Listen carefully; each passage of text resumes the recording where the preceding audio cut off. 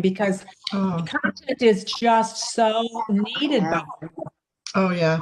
us, Especially now. Yeah.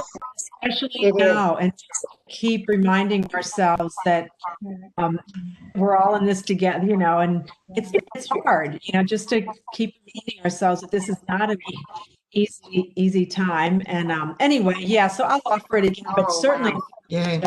of your parish, I've given these for parishes and for women's groups. And I think I've retreat probably 4 or 5 times since July. Oh, fantastic. Okay. That's wonderful. I love doing it every time. I feel like I get so much out of listening to the people going through the material. Yeah, some really there's some really good points that the researchers give us, in the spiritual practices. That's great. Nice and to share. My daughter and I did the one when you were here in St. Louis. A couple of probably August of 2019, I think. Yeah, she loved it. So yeah, we're gonna.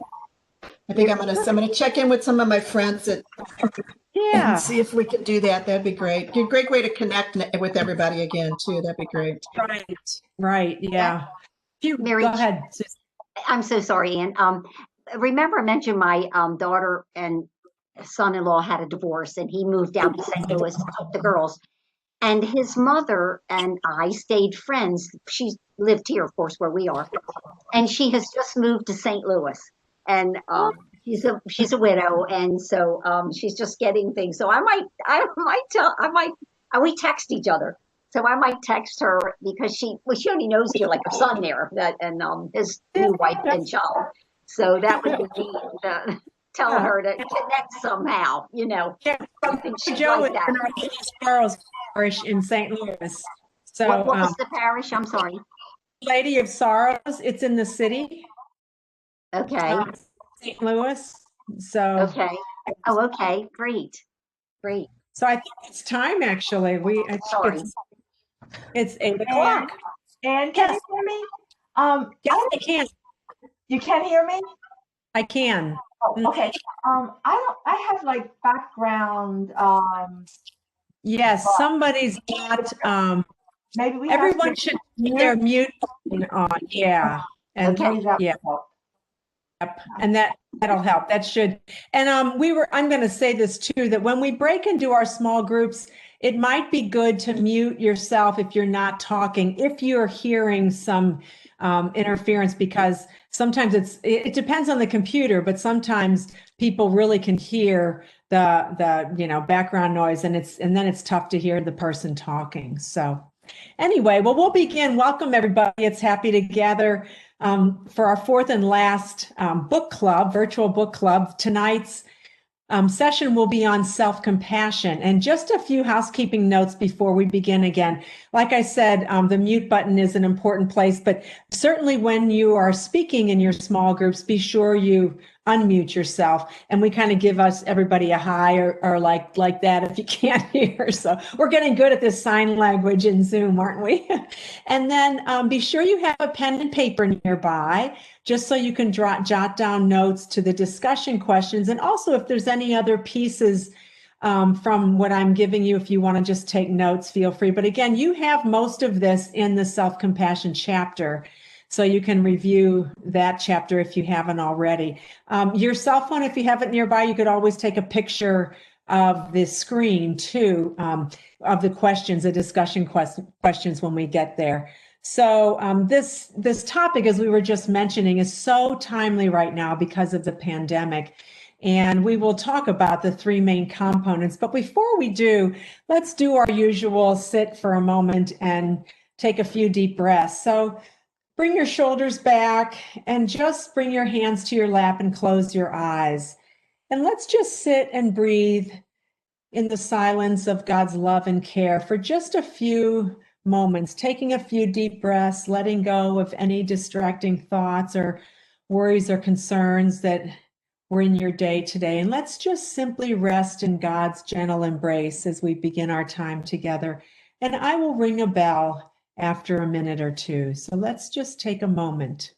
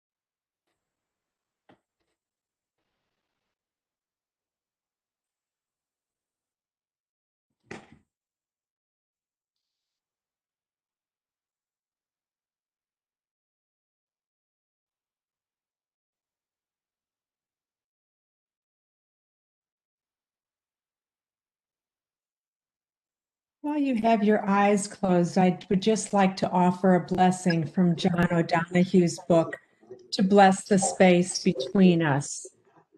Someone needs to mute themselves.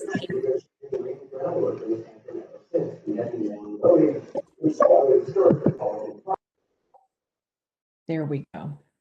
So here's a blessing from John O'Donohue. Awaken to the mystery of being here and enter into the quiet immensity of your own presence.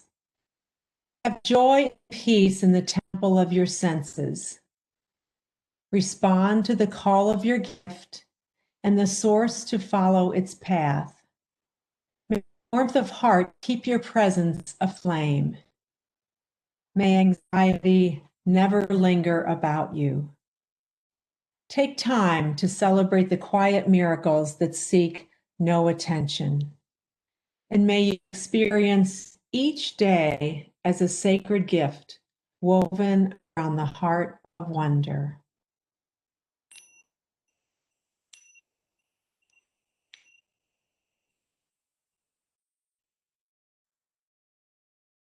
So we can open our eyes, and as we've been doing, we'll do a few stretches just to get ourselves ready to sit for a moment. So again, sit up tall.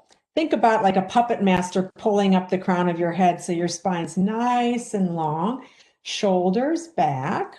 Chin should be parallel to the ground.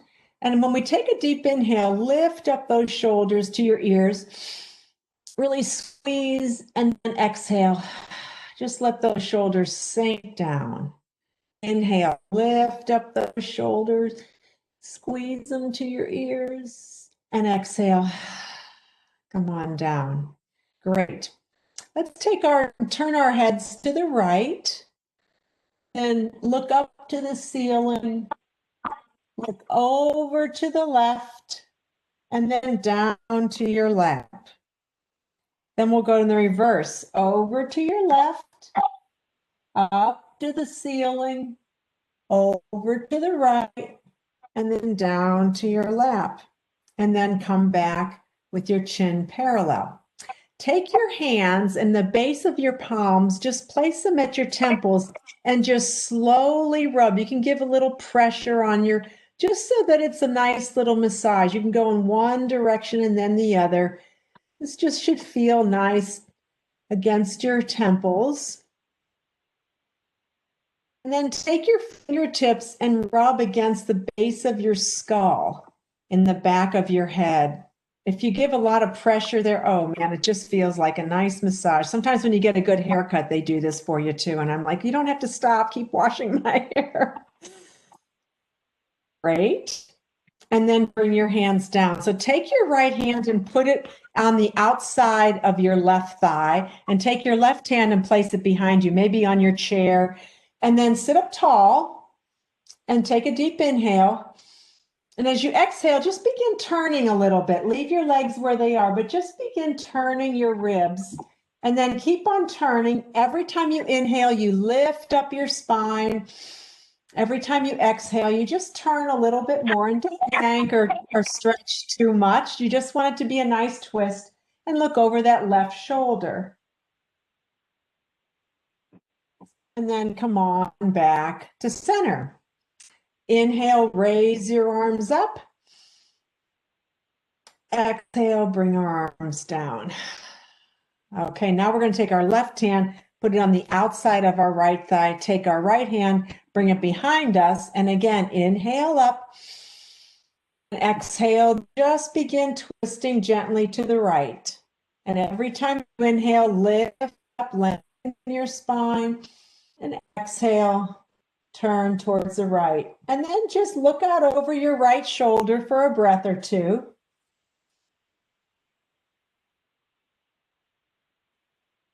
Good. And then gently come back.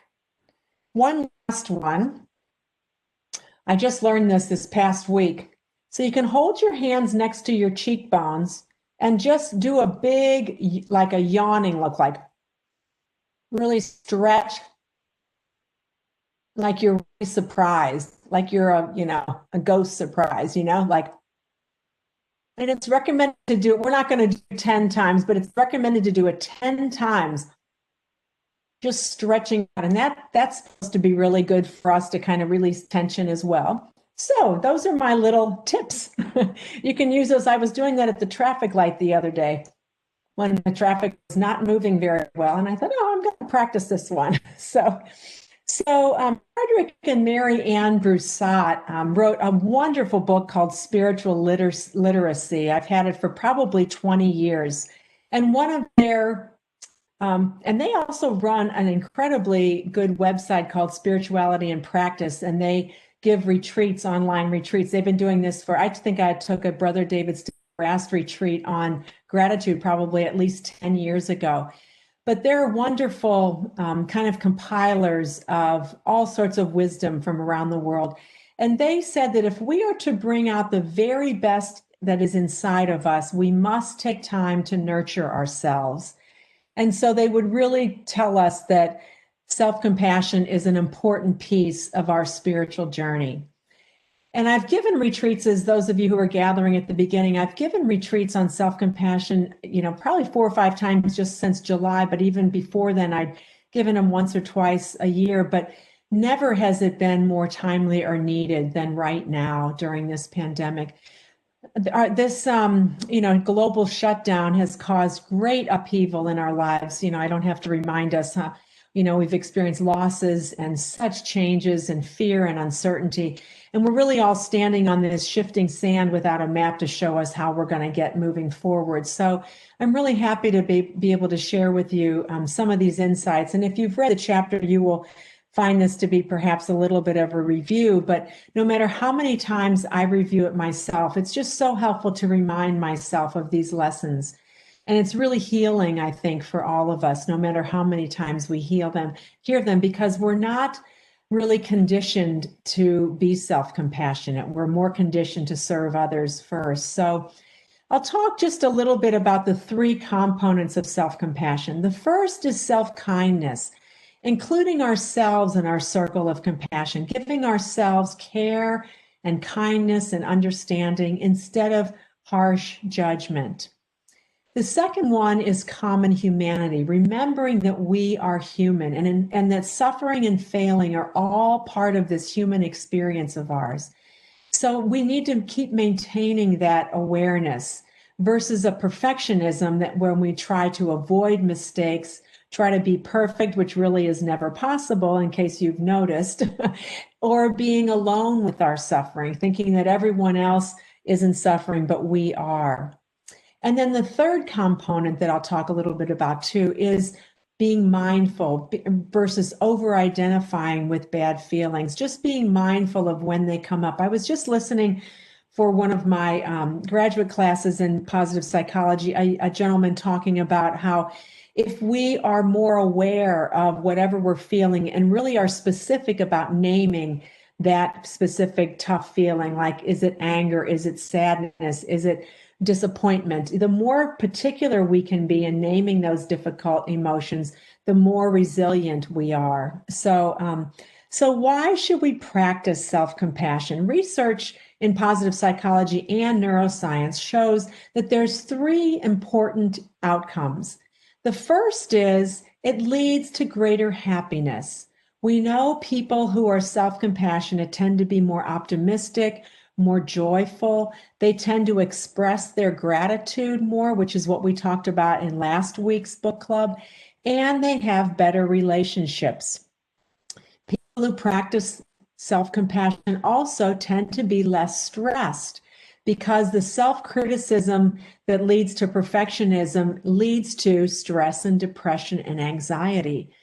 And then thirdly, people who are self-compassionate are more resilient. They bounce back from setbacks and are more willing to learn from their mistakes instead of running away and trying to hide from their mistakes. So let's go through each one of those a little bit. The first is that the first component of self-compassion is self-kindness. being warm and understanding towards ourselves when we're having a difficult time, when we're suffering, when maybe we feel inadequate, rather than pushing that pain away or being self-critical or even trying to ignore it, which we can't ignore it all the time. It's going to come back. So I practiced this a lot when I was recovering from COVID. I had to keep reminding myself, what would I tell a good friend? I was leaving emails unanswered, sometimes for days, which is very unlike me. But I didn't have the mental capacity to be able to handle all the emails coming in. I just could not think clearly, and I didn't have the energy to sit up in bed and even do the typing on my computer. So I kept talking to myself like I would a good friend. Anne, if your friend was sick, what would she say? What would I say to her? And I would say, oh, you don't have to worry. You know, you'll get to that when you need to. So it's really important that we talk to ourselves like we would a good friend when we're struggling, instead of criticizing ourselves. Being imperfect and failing and experiencing life difficulties is going to be inevitable. So being gentle with ourselves in painful experiences rather than getting angry is much more helpful. It's much healthier. It's a much healthier response.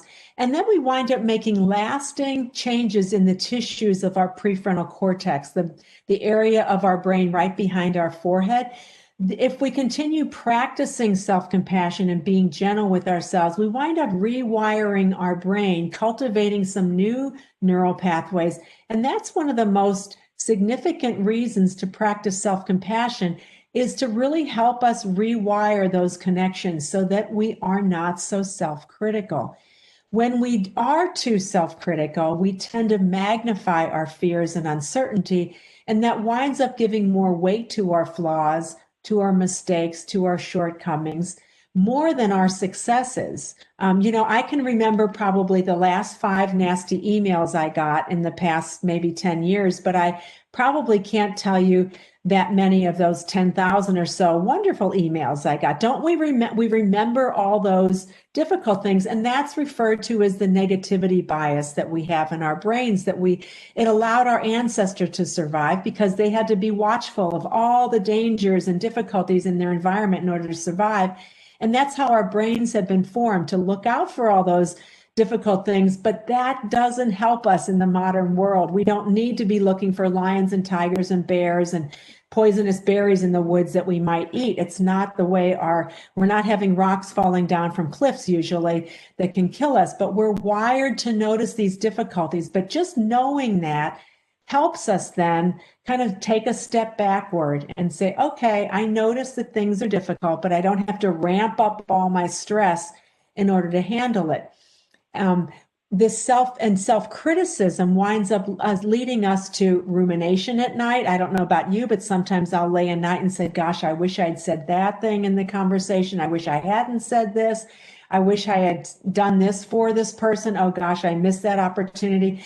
All these things, this unhelpful rumination. Somehow we think, or our brains somehow work this way, that if we replay these things that we did that we wish we hadn't done, that somehow replaying them in our brain is going to change. And it's something in the past. It's not going to change. And I have to tell myself sometimes, okay, Anne, let it go. It's not going to change. You have to just be gentle. Yes, you made a mistake. Tomorrow's a new day. So this unhelpful rumination also winds up causing inflammation in our bodies and makes us age more. So when we see people, occasionally we see, even when you look at President Obama from the beginning of his term to the end, he grew gray hair. And a lot of that is because of the stress involved in being a president. And we see this in people too, that sometimes stressors cause more rapid aging. We know too that self-criticism causes depression and anxiety and substance abuse. People have less of a good self-image, their motivation goes down, their productivity goes down. So we want to replace this self-criticism with gentleness towards ourselves. Give ourselves a break like we would our good friends. So the second component of self-compassion is our common humanity. connecting with one another, by sharing our struggles, by sharing our vulnerabilities. That's how we move closer to others. And I have felt this really strongly during COVID, just talking to my friends and kind of saying, how are you doing? You know, are you doing okay? I think I mentioned I've been teaching yoga in my garage and in my backyard, and I have about 10 or 12 regulars. And we're just checking in with each other twice a week. How are you doing? Are your struggles okay this week? How are your kids, et cetera? Just connecting with one another. We don't have to be perfect. And who likes to be with people who are perfect? I don't know. It's if they do everything right and they brag about it, and it's not really a pleasant friend to have. So self-compassion recognizes that these personal inadequacies, personal struggles are part of our shared human experience, something we all go through rather than something that only happens to us. So a piece of that is letting go of perfectionism. We want to ask ourselves a question, how can I improve? Not the question, what will people think? So we can strive to be our best, but not perfect, because we may want to be perfect. It's not going to happen. But often we try to be perfect so others don't judge us. And we want to seek others' approval and acceptance. We think if we do it exactly perfectly, people are going to like us or approve. And I'm an expert at this because I'm a recovering perfectionist. I have grown up with a dad. When I gave my report card, and if there happened to be an A-, he would say, what happened there? We needed A's and A+, not A-. B+, oh my gosh, horror of horrors if we got a B. But then he kind of loosened up. He got less perfectionistic. So my younger brothers, who are 12 years, 13 years younger than me, they didn't have any of that. My dad figured out it probably wasn't such a good thing. But anyway, we like to be perfect, so we get all the approval of everybody. But that sort of perfectionism equals exhaustion, doesn't it? And perfect is the enemy of the good. Just saying it's good enough. Things aren't going to always go right, and we just let it go. We want to be perceived as perfect, but nobody's perfect, and we feel terrible sometimes if we're not good enough. So Saint Francis de Sales said, be who you are and be that well. In fact, that's one of my newer cards from last year, just being ourselves. And the other piece of that, lastly, is just accepting others' assistance when they offer it. You know, when I was sick again with COVID, I had lots of neighbors and friends who wanted to bring something over or go shopping for me. And I began accepting it because I thought, you know, I really need to take my own advice here and accept it. And it really wound up creating a deeper sense of belonging in my neighborhood and a connection to people who I didn't know quite as well. When I was able to tell them, oh, wow, your soup tasted great, or thanks so much for going shopping, or they drop little things on my front porch and text me and say, there's little something on your front porch you might like. So, you know, these things create bonds among us. And that's a wonderful side effect to letting go of our perfectionism and accepting others' help. So one quote I want to end this section with is by David Benner. And he says, spare me perfection. Give me instead the wholeness that comes from embracing the full reality of who I am, just as I am. It is this whole self that is most perfect. So I just want to teach you a little exercise. It's called the self-compassion break. And it's really to be used when you notice something that you don't like, or something that happened that was really difficult. Maybe you made a mistake or had a troubling conversation. It's just good to learn how to treat ourselves, respond to ourselves compassionately. So research shows that it's important to soothe ourselves with a physical gesture. And the one, I'm going to put my screen down, the one that's most common is just placing our hands across your heart center. Now, if that seems not natural to you, you can also just hold your head in your hands. You might want to just place one hand on your chest and one on your belly. Or again, you can rub your temples or the base of your skull, whatever you like. But I'd like you to stop for a moment and close your eyes and just think of a difficult situation. Feel the touch as a kind and caring response to this situation. And then we silently repeat in our minds the phrases, first, this is a moment of suffering. So if you remember a time when you've had something really hard, something that happened maybe in the past week or two that's been really difficult. And just think of that and then silently repeat in your mind the phrases, this is a moment of suffering, reminding you that what you're going through is hard. And secondly, may I be kind to myself in this moment, responding to our suffering with kindness and care, feeling the warmth of our hands, giving ourselves the compassion we need. And we know that that physical touch sends oxytocin through our bodies, so we will feel better. So we just say when things are hard, this is a moment of suffering. May I be kind to myself in this moment. And that's it. You can rest. Now, that's the self-compassion break, real simple. And we can use it when we're noticing that we're suffering or struggling. And lastly, the third component of self-compassion is just being mindful. We talked about this when we went through the first book club meeting on mindfulness and the breath.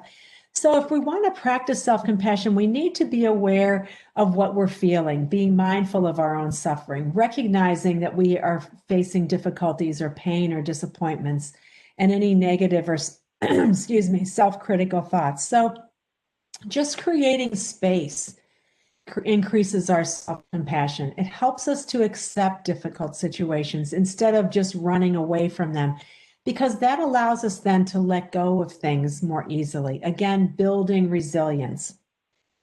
The wonderful thing about practicing mindfulness is it actually affects our DNA, improves our well-being, our calm and our focus go up, inflammation is increased, our immunity is increased, our telomeres, those end caps of the chromosomes, are protected, and it helps to slow the aging process. So just practicing mindful breathing helps tamp down our stress reaction. Mindful people, we know, cope better with difficult thoughts and emotions without becoming overwhelmed or shutting down emotionally. So pausing and observing the mind helps us to resist getting drawn into wallowing in a setback. And again, I use this, and I still do use it as I'm recovering my sense of taste and smell. That was really the hardest thing to kind of get through because it has lingered for so long. I'm getting close to 8 months now, but it's way better now than it was. Having nothing for 6 weeks, you know, I could have been easily drawn into wallowing in, wow, am I ever going to get this back? What's dire about this? Will I have, the main thing was I was worried about the danger it could cause because I couldn't smell things burning or gasoline spilled or a skunk. I still haven't been able to smell a skunk, but which is really weird because that's such a strong scent. But just, again, just giving myself the sense that, okay, that's what I'm feeling. Maybe I need a little pause, take a deep breath. So let's just for 1 minute practice mindful breathing again, and then we will look at the discussion questions. So close your eyes again, and let's just focus our attention on our breath one more time. Just think about the inhalation. Notice where you feel it the most. You feel it in your chest or your throat, maybe in your nostrils, maybe the area right above your upper lip.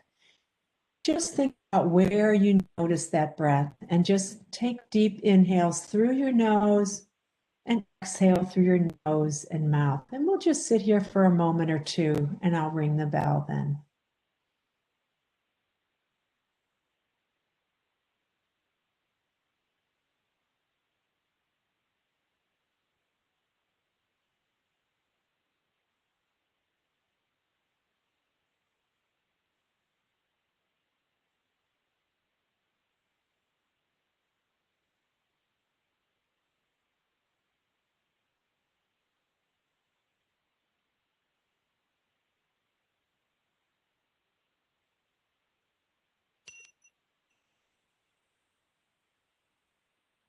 That was a real brief breath break, but we can also, I always remind people that you might want to link those mindful breaths throughout the day to something you do regularly. Do you stand up from your desk and walk to get something from your printer? Do you turn on a light switch? Do you like I've told people before, I grind my coffee beans and think about being grateful and mindful. So maybe something you do every single day. Do you wash dishes 3 times a day? Each time you run the water over your hands, I'm thinking about being mindful. So just linking it to those actions is helpful. So just to summarize now, self-compassion has 3 components: self-kindness, being kind to ourselves instead of being judgmental. Number 2, common humanity, remembering that difficulties are part of our human experience, getting rid of perfectionism, just accepting help from others too. And thirdly, to be mindful, self-compassion. When we're aware of our thoughts, we resist the tendency then to over-identify with difficult feelings. So that's just self-compassion in a nutshell. Carol's going to put up the discussion question slide now. And before that, as she's doing that, I just want to preface these with the honest admission that I'm asking some very vulnerable questions here. So please feel free in your small groups to just answer what you feel comfortable with. Again, you can take a picture of the slide, or if you'd rather talk about another aspect of self-compassion, feel free to do that. But let me just go through these verbally, and you might want to take a minute or two just to jot down a few of your thoughts. So the first one is this: recall a time in the past several months when you felt a bit overwhelmed by a particular situation. How did you work through that feeling? Can you imagine a gentler way of responding and offering yourself kindness like you would to a good friend? And then secondly, when and where do you find yourself being perfectionistic? Most of us have tendencies towards perfectionism in one way or another. Discuss the situations that might prompt that, and how might you think about and approach the situation differently?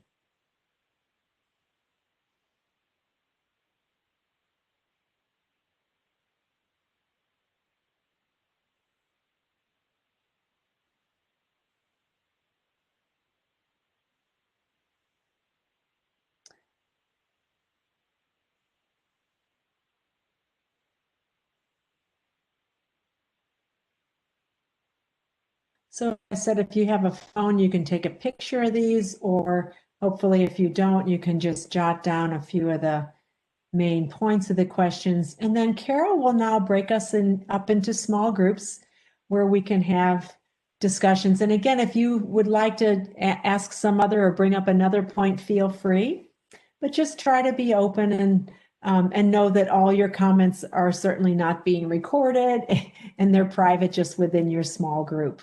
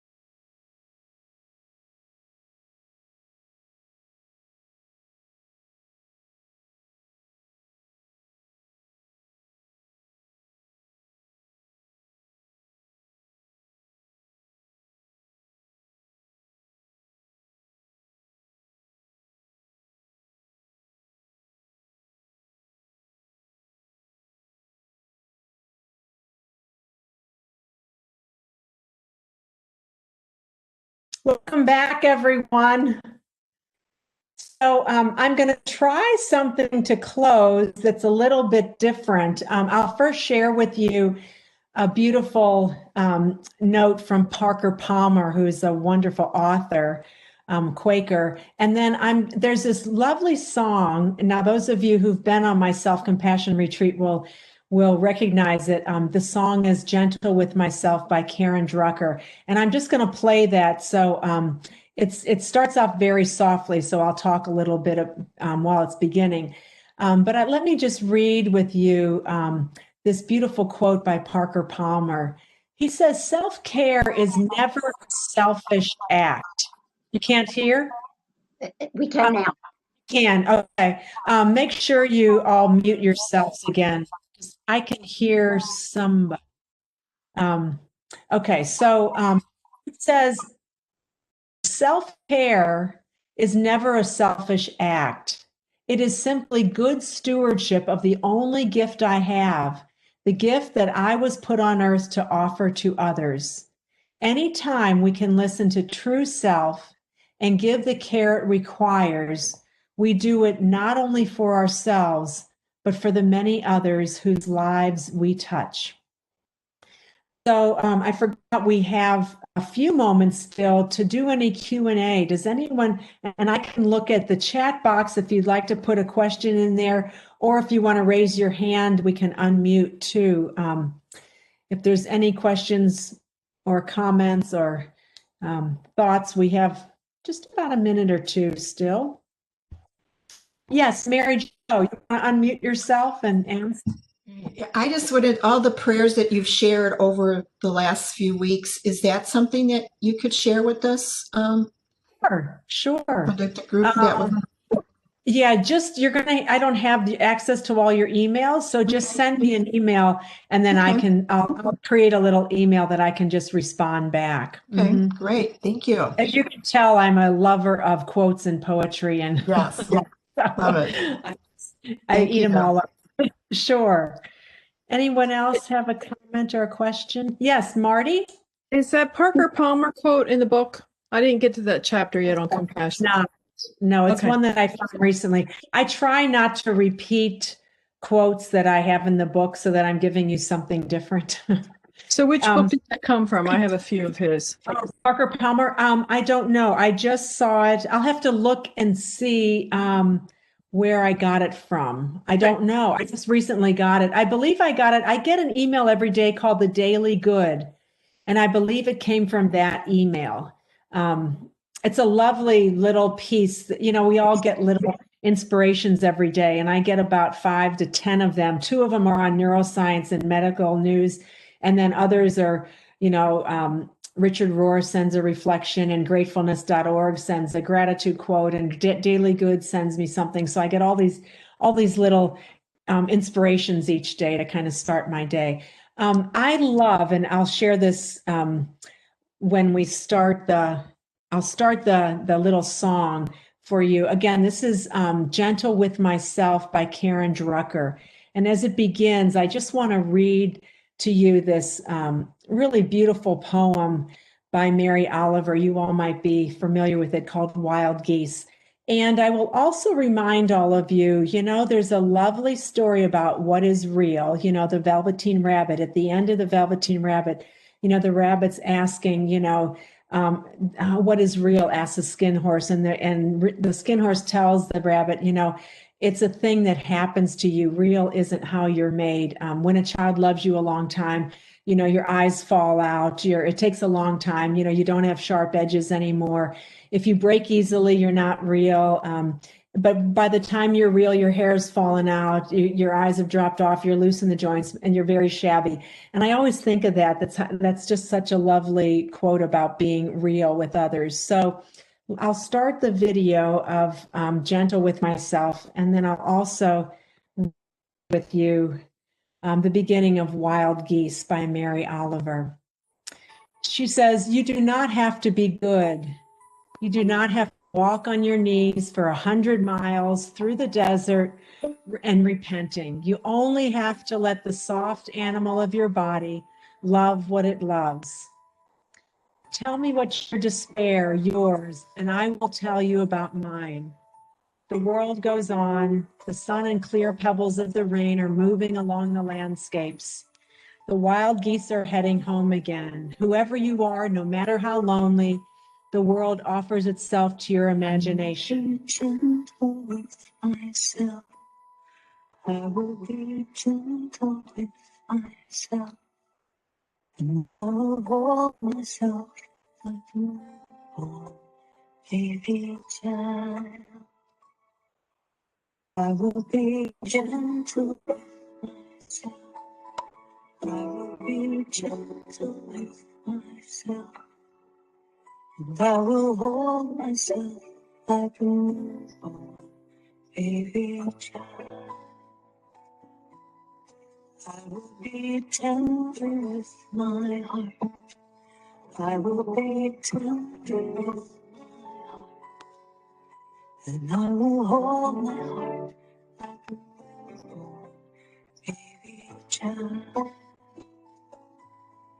I will be tender with my heart. I will be tender with my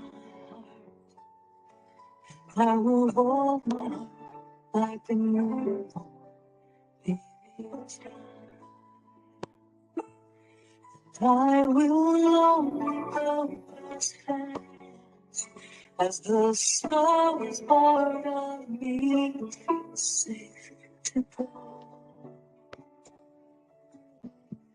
I will only go as fast as the snow is part of me. It's safe to go.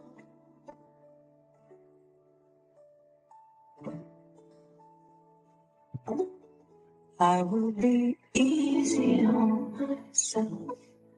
I will be easy on myself. I love myself like a baby child. I will be easy on myself. I will be easy on myself. I love myself like a baby child.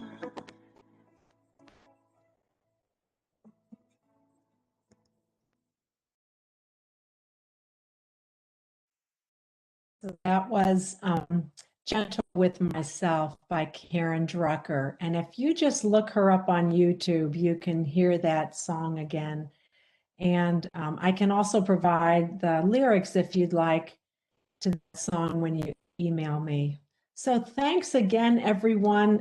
You can unmute yourselves if you'd like, so we can, I know a few people have already left, so feel free to unmute yourselves and we can say goodbye. I've really appreciated having all of you. And as I mentioned before, many of you will rerun this series sometime in January or February for folks who might be reading the book and Christmas gifts, or et cetera. So if you're giving any gifts to people or your friends, then have this book club run again sometime in 2021. Yay. So it was great getting to know. Thank you. Thank you very much. Thank you so much. Bye. Thank Thanks. you. Good luck in St. Bye-bye. Louis. Goodbye, Susan. When you're back, Susan, look us up. I will. I will. Take care. Bye-bye. Happy holidays, everyone. Thank Happy